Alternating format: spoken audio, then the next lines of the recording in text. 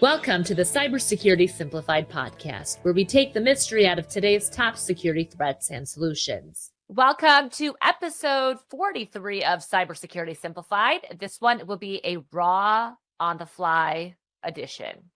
We changed the schedule, unfortunately, so coming soon is that episode on the enterprise browser, which, David, is getting a lot of attention, right? It's getting a ton of attention, just because, we'll tease it here a little bit. The browser is where most companies struggle to protect, especially as you talk about remote workforce. And so we're going to go in a deeper dive later, probably in the next couple of weeks, where we'll dive into why it matters. Why do we care about the browser? But yeah, it's interesting. It's getting a lot of traction in the CISO community as well. Definitely a cybersecurity game changer. Well, thanks for joining us, everyone. I'm Susanna Song. I'm Dave Martin. And David, today we're going to walk through cybersecurity headlines making the news, why everyone should be talking about it if they go to work at the water cooler, because these are sophisticated attacks. And David, you can explain why this matters and even broaden the perspective of today's threat landscape. But first, I have a special surprise for you and, well, for me, because I ordered it. So So it's not a surprise to you, but it is to me. It's been sitting on my shelf in my office for weeks now because we haven't recorded one of these and I haven't opened it yet. So now is the time. I got a little gift from my friend and co-host and decided I liked it so much I would get it for myself. So David, why don't you do the honors and open it up and show our audience? All right, let's see. What do we got? I got one too. We now have our own, these filters. Let's go. There we go. We have our own company or our own logo. Yours looks better. These background filters just mess this up. That's awesome. Don't you love it? You can put coffee in the morning and wash it out and put your beverage of choice. I would put like a Pinot Grigio in here, walk around the neighborhood, and say, hey, are you listening to Cybersecurity Simplified? There we go. If I had time to rinse it out, I'd put my coffee in there right now. Thank you, Susanna. That's awesome. Yeah, you're welcome. So we'll be drinking out of these during our recordings from here on out. The next episode, I'll have it ready. Well, awesome. David, as we break down and share the headlines for this week, I know we benefit from just being colleagues, and you being our chief technology officer at Highwire, you send us what you call daily insecurities. Did you make that up, or is there such a thing out there called daily? There is not such a thing out there. Truthfully, I'll give credit to one of my best friends. He does something similar, and he was telling me that he shares stories with his executives every day. And I'm like, I need to do that for all of us, because at the end of the day, there's so much news about cyber that we miss it. We miss things like, there's a 0 day around Mac OS. If you're a Mac person and you didn't see that 0 day that came out a couple weeks ago, or actually a couple days ago, you should go look at it. And you probably, in fact, I got one yesterday, an update on my Apple Watch, and they didn't say it was specifically tied to that, but when I looked back, it had to be.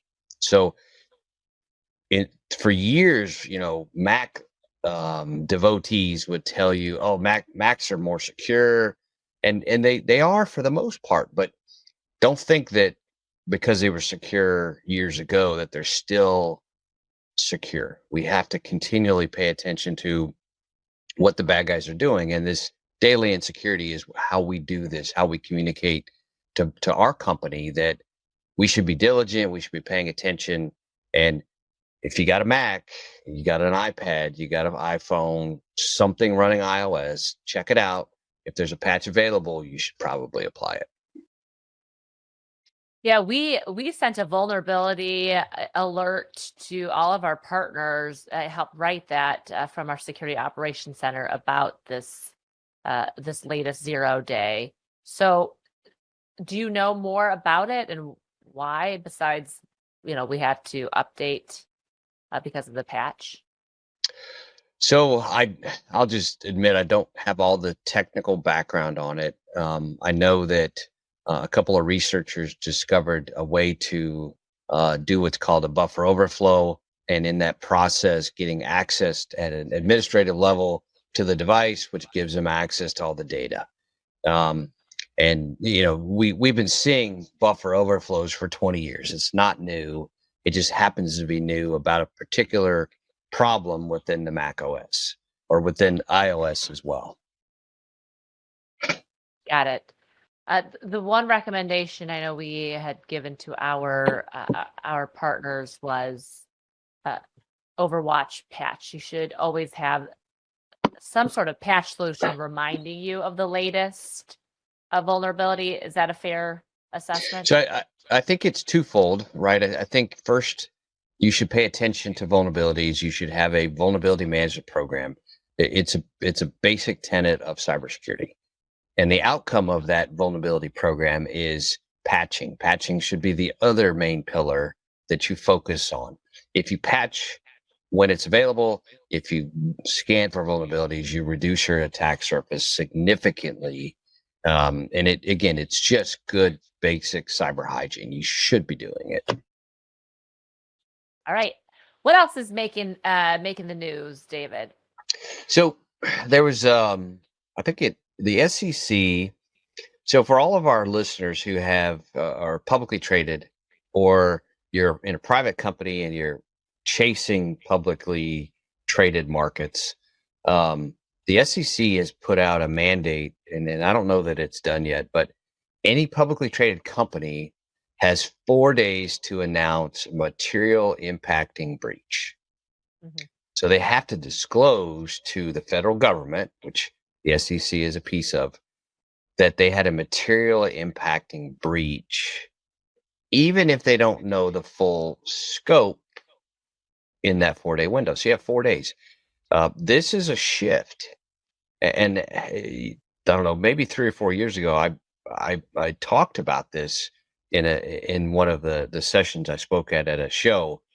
The government is going to try to get more data from private organizations who are publicly traded, or they're public organizations. But most public organizations that are in the Fortune 500 don't want to tell everybody what they found or what happened to them.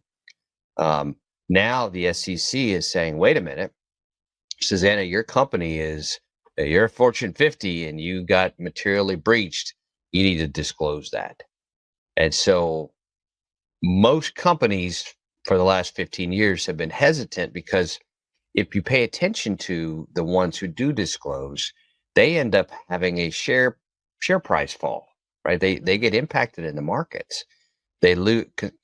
Consumer confidence goes down. Right. People don't want to buy their product because they don't have really good security practices. Although I might argue against that one as well, because some people just don't seem to care about all of the volume of cyber attacks that happen in the companies. I mean, look at Target, right? Home Depot. They got compromised, and their share prices are ridiculous still. And Right. people still buy at Target because they love Target. And they're like, oh, it's fine. We'll buy from Target anyway. So I don't know if it changes their stock price or their valuation or any of that, but being forced to give up that data is where, to me, the interesting conversation comes into play.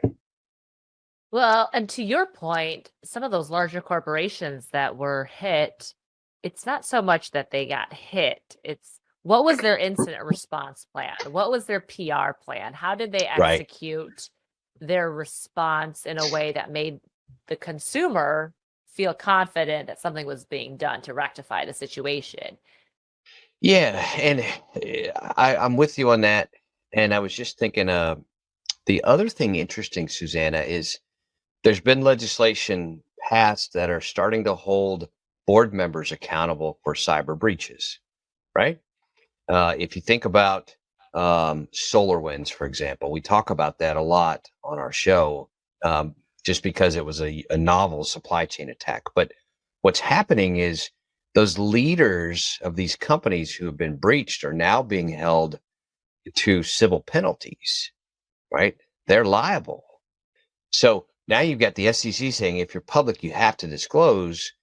And if you disclose and they find out you're liable, now your board members are going to jail or have to pay a fine. And so for a publicly traded company, there's a disconnect or competing priorities, right? Because the board members don't want jail. They don't want to be held accountable in theory. There's a ton of good board members out there. But my point is, you've got folks who have a vested interest to protect themselves by not disclosing a breach. And then you've got the FCC saying, or the who am I thinking of? SEC? The SEC. I got too many acronyms on my brain today. The SEC saying you have to tell us. And the board members going, don't tell them because we're negligent. And so it's going to be interesting to follow this in the press, in the courts, and see where it falls. It's going to be very interesting. Yeah, and why the federal reminder our audience, the government is now kind of interjecting, imposing on this because as security practitioners, we need to learn from what the bad guys are doing. We do. Right? That's right. Well, yeah, and that leads us to the second story, right? So that you're right. The SEC wants disclosure. We want to share data. We want everybody to be better. Totally get that.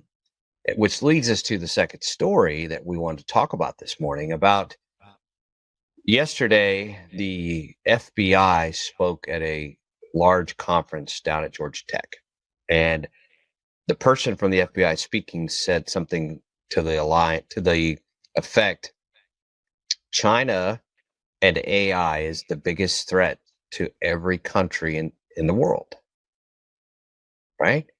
And he goes on to say that the Chinese cyber attack division has more people and more funding than all other major countries combined. And if that doesn't make you take pause, you're not paying attention. Because between AI, if you got the manpower, you got the technical power, you've got the funding, and you want to go get something, you will.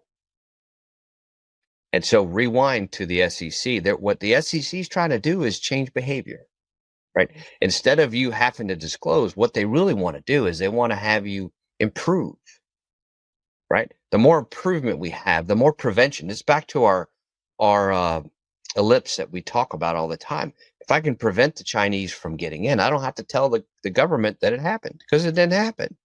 So if we can prevent things, and the SEC is trying to change behavior, right? If we can prevent things, then we don't have to worry as much about the Chinese and their cyber program. It's nuts. There's so much risk to every piece of data that we have. If they don't already have it, they're going to go get it. Right. So I found that one fascinating. It's going to be very interesting. You have a leader of the FBI speaking publicly about the threat to America and to all of our allies. And for the little guys, small, medium businesses, even corporations, why does that matter? I understand from just a national security perspective, that's an issue.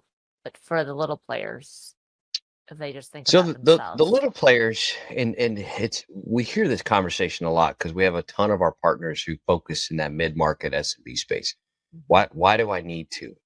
And one of the questions that I get a lot is, why would I invest so much in protecting? I'm just a small office. Why would anybody care?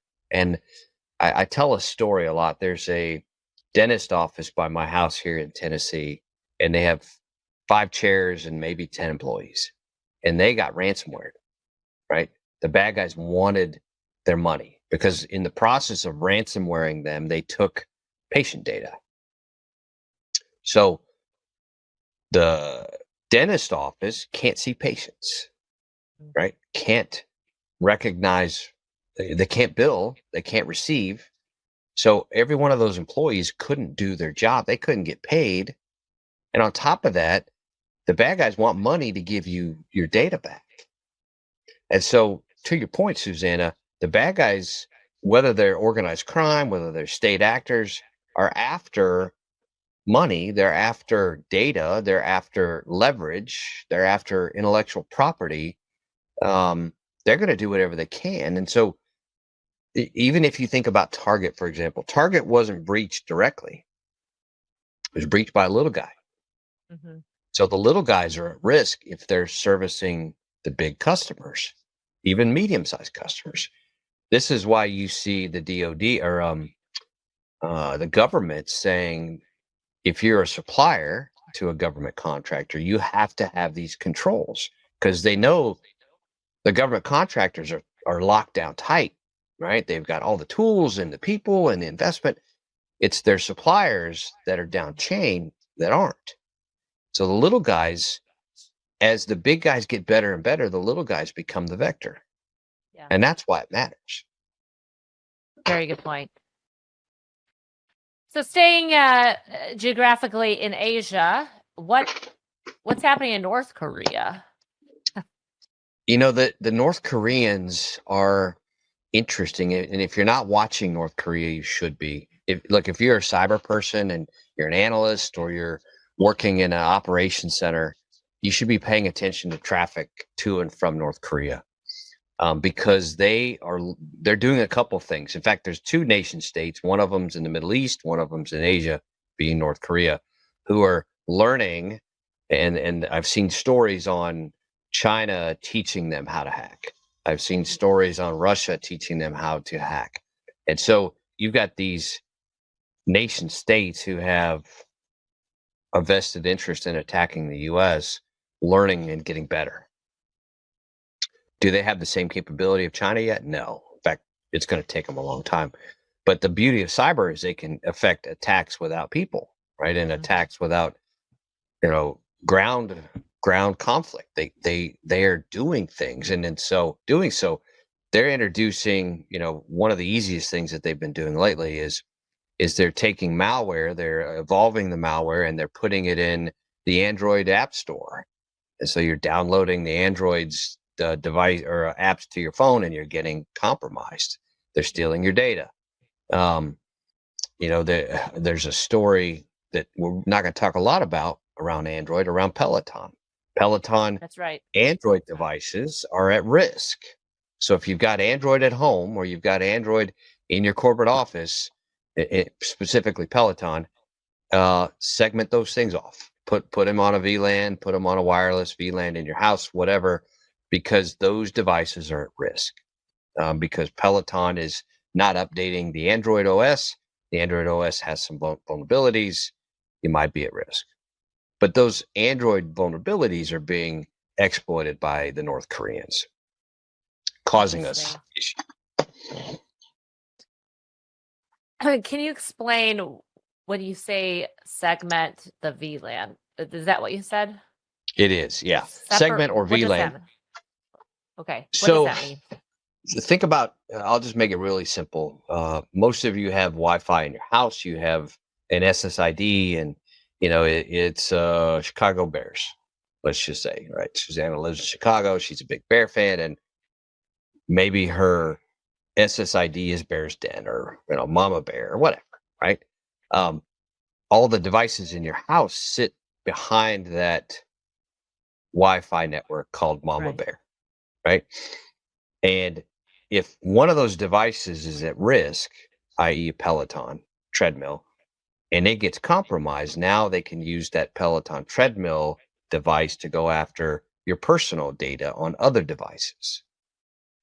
So what most people do, in fact, we talked about this in healthcare, most people take those devices that are at risk, like an MRI machine that you can't patch, and they put it on a segment that's isolated from the rest of the data or the rest of the systems. So what I would do in a home environment is I would create a second VLAN or wireless network, and I would put all of my IoT there, so they can't talk to my personal computer or my server in the house or whatever. Got Your it. TVs, right? Your TVs. And my Samsung TV is an embedded operating system. Mhm. This is how I run Netflix on my TV, or I browse the web on my TV. Interesting conversation around the future of browsing, right? We'll come back to that in a couple of weeks. But at the end of the day, embedded operating systems, whether it's on my watch or my phone or on my treadmill, all have risk. And so segmenting off the risk from the rest of your important data is a best practice. Thank you. I will take your advice. I'm always learning from you, David. Uh, any final headlines that we should share today, or is this a good place to stop and wrap up? I think it's probably a good place. I'll finish with what I talk about a lot. The bad guys are after our data, right? They're after your money, they're after your bank accounts, they're after your personal data, your healthcare records, whatever. And you can't expect someone else to do it for you. You just can't. Your banks get compromised, your healthcare companies get compromised. The stuff you can control, be diligent with. When you get a link, it's from somebody that says undisclosed and you didn't expect it, don't click on it. Delete that stuff, right? Phishing is probably 85% of the threat vector we think about, which we'll talk about in a couple weeks as well. Phishing is one of the number one ways that are less technical or less technically savvy people are getting compromised. If you think about the elderly, there's so many people who fall victim to phishing attacks. Mhm. Let's take that off the table. So be diligent. Don't click on stuff you don't know. If there's an attachment from someone you're not expecting, even if you expect it, look at it, right? Look at it close. Hover over it. Look at who it's from, right? Look at the body of the message. It might look like Bank of America, but if you look close, you'll find out it's not. And by the way, those companies and this is my last PSA for the day, those companies will never ask you for your password when you call them. Ever. Mhm. You call AT&T, you need help, they're never going to ask you for your password to your account. Your banks will never ask you. So if you're on a call with somebody who's pretending to be your bank and they say, hey, Susanna, let me get your password real quick, hang up. Do not give Cut it to them off. them. Just be done. Yeah, very good point. All right, so let's wrap it here. I like this. I like this free-form style where we can talk about headlines, what's happening in the world today, because our little bubble, we may not have any issues, but in the grander scheme, there's a lot going on. That's in the right. threat landscape. And we just have to pay attention. That's all. All right. So thank you to our listeners. I did think about one. You and I are showing off our new mugs. We've got like t-shirts and other swag with our cool Cybersecurity Simplified podcast that I know a lot of our followers may want, right? And so here's the thing. I've noticed on the link on our LinkedIn Cybersecurity Simplified page, it's been a little quiet. We have a great following both from our podcast and on LinkedIn, but we need more engagement. So I just thought of this. If you comment, if you engage, I will give, how about the top 5 engaged folks out there, followers out there, swag. So it could be a t-shirt, it could be this cool tumbler, whatever you want, a hat. I will seek you out. So please. She will too. Let's just be clear. Don't be quiet on the page. We get so many direct messages. Probably on a daily basis, I get 5 or 6, Wow. whether it's on LinkedIn or via email, and they're asking me stuff. Well, ask the community. We're all here to grow, to learn, to help each other out. So while David is very smart, there are a lot of other smart practitioners who David's friends with, and he hires for Highwire. They're on that page too. So Let's get some more engagement, and I will reward the top uh, five followers from Well, that page with and I cool think to swag. that point, if you've got a topic you want us to talk about, or you see some news item that we missed that you think everybody should hear about, tell us. We'll pull up the research, we'll look at it, and then we'll tell you why it matters. Absolutely. Well, thanks again to our listeners. If you have questions or comments about today's episode, reach out, podcast at Highwire Networks or LinkedIn. Easy to find us. So until next time, I'm Susanna Song. And I'm Dave Barton. And you're listening to Cybersecurity Simplified. From all of us here at Overwatch by Highwire Networks, thank you for listening. Don't forget to subscribe to the podcast, rate the episodes you enjoyed, share, and leave us a comment. We'll catch you next time on a Cybersecurity Simplified podcast. Remember, the more you know about cybersecurity, the safer you'll be. To learn more, visit us at highwirenetworks.com/podcasts.